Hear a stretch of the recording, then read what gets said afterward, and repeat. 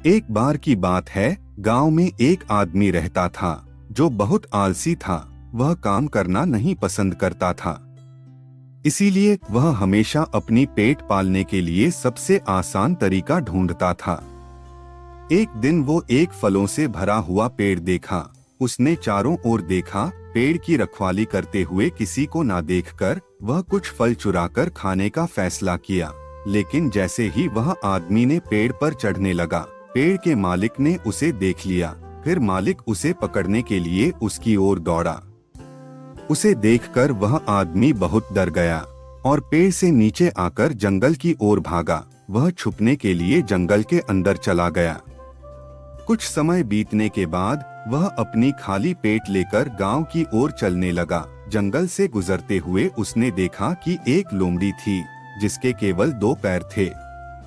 लोमड़ी को देखकर उस आदमी ने मन ही मन सोचा, यह लोमड़ी कैसे जीवित रह सकती है सिर्फ अपनी 2 पैर के माध्यम से। वह कैसे अपने लिए खाने का इंतजाम करती होगी और कैसे अपने आप को दूसरे जानवर से बचाती होगी। तभी उसने लोमड़ी की तरफ आते हुए एक शेर को देखा। वह आदमी शेर की नजरों से छुपकर लोमड़ी को देख रहा था। उसने गौर से देखा कि शेर मुंह में एक मांस का टुकड़ा लेकर आ रहा था। शेर को देखकर सभी जानवर भाग गए, लेकिन लोमड़ी नहीं भाग सकती थी। वह आदमी यह देखकर हैरान हो गया था कि शेर ने लोमड़ी पर हमला तो किया ही नहीं, बल्कि मांस का टुकड़ा वहीं छोड़ दिया और चला गया। यह देखकर उस आदमी ने भगवान की योजना को महसूस किया और अपने आप को सोचा, भगवान सभी के निर्माता है और उनके पास सभी जीवों को देखभाल करने की योजना है। इसका मतलब भगवान के पास उसके लिए भी कुछ ना कुछ योजना है। फिर वह वहां से चला गया और गांव के पास एक पेड़ के नीचे बैठ गया। बैठे बैठे इंतजार कर रहा था कि कोई वहां आए और उसे कुछ खाना खाने का दे।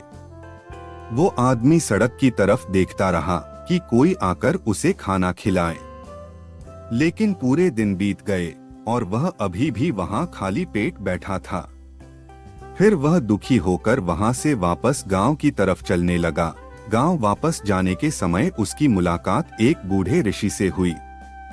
उस आदमी ने बूढ़े ऋषि को सब कुछ बताया और साधु से सवाल किया कि ऐसा क्यों है। भगवान ने उस लोमड़ी पर दया किया और मेरे साथ नहीं, ऐसा क्यों किया। फिर ऋषि ने उस आदमी को कुछ खाना और पानी दिया और मुस्कुराते हुए कहा, यह सच है कि भगवान के पास सभी के लिए कुछ ना कुछ योजना है। इसीलिए आप भी भगवान की योजना का हिस्सा है। परंतु पुत्र, आपने भगवान की निराशा को गलत तरीके से लिया, क्योंकि मुझे लगता है भगवान यह नहीं चाहते थे कि तुम लोमड़ी की तरह बनो, बल्कि वह चाहते थे कि तुम शेर की तरह बनो। इससे सीख मिलती है कि भगवान ने हमें अपना काम करने की शक्ति और क्षमता दी है और हमें हमेशा चीजों को सकारात्मक तरीके से देखना चाहिए।